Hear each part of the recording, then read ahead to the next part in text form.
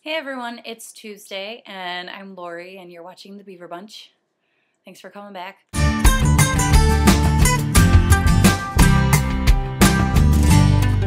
This week we're talking about domestic violence in the LGBT community, and I think that this is a very important subject matter, and I think not only because we're in the LGBTQ community, but because a lot of viewers are women, a lot of viewers experience this, and I think that it's something that people don't like to talk about, but I think it's something that is actually very important to talk about because one of the things with domestic violence that is the most constant in the existence of domestic violence is silence.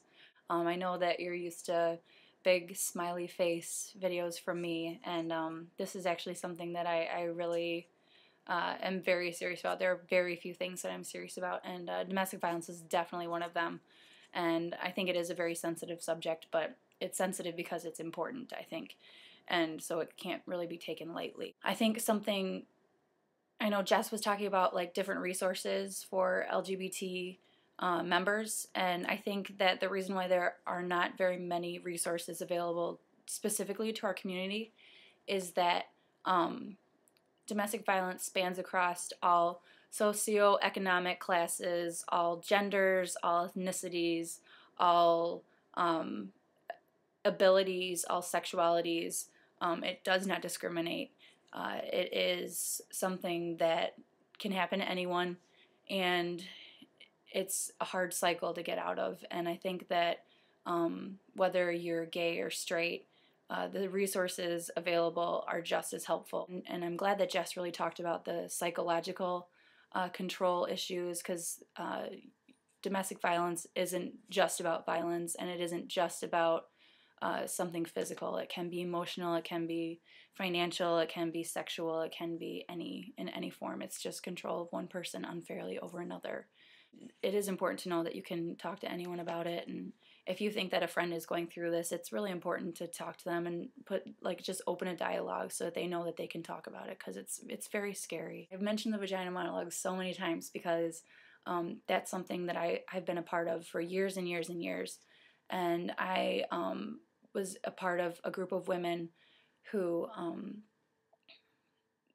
were so strong and came together for the sole purpose of ending violence against women.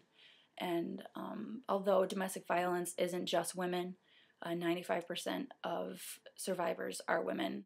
When I talk about women, it's because they tend to be statistically the most affected population.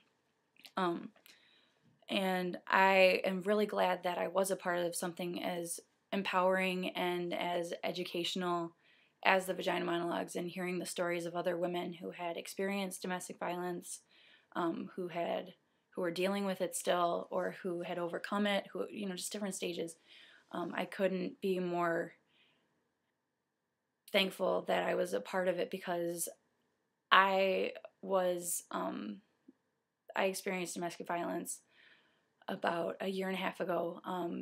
I had broken up with my girlfriend, and we were at a party, and she was really drunk, and it had been a couple of weeks since we'd broken up, and she was really out of control, and she hit me as I was walking away from her. I had walked away. I was going to leave the party, and she punched me in the back of the head, and she also hit a friend of mine too, and it was embarrassing, and it was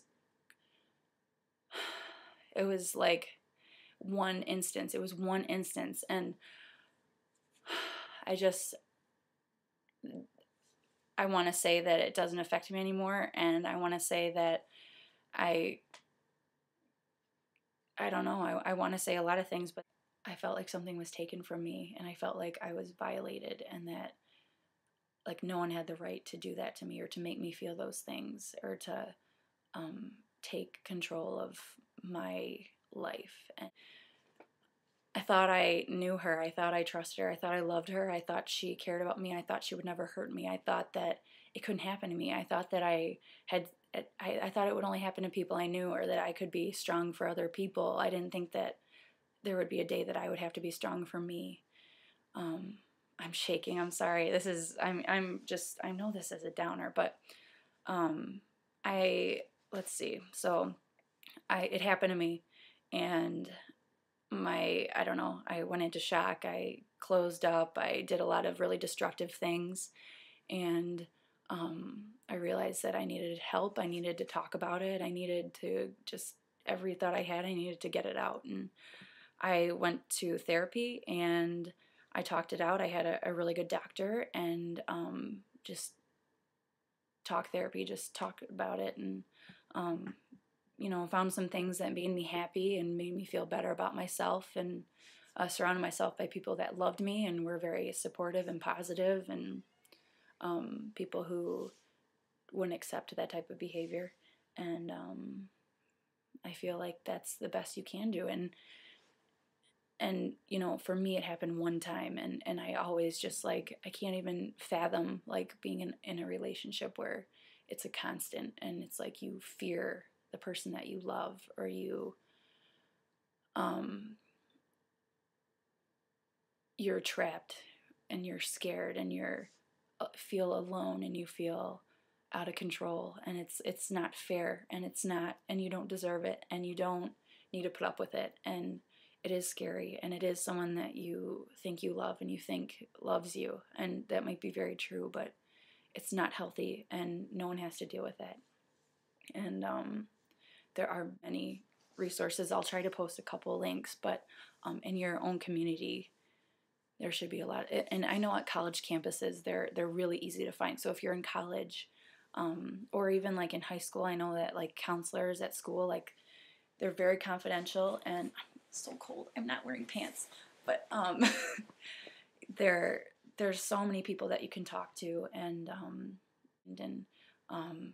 they're very sensitive to your situation. So I hope that my video is giving you some kind of insight. I know it's really heavy. I'm really sorry, you guys, but the truth is, it is heavy, but that doesn't mean that we shouldn't talk about it. And the more that we can talk about it, the more that we can empower other people to speak out against any action that's been done to them and get out of that cycle. The more that we talk about it, the more likely you are to create a more supportive environment for someone who is experiencing or has experienced domestic violence, so that they're able to speak out about what they've experienced, and hopefully empower themselves to remove themselves from their situation.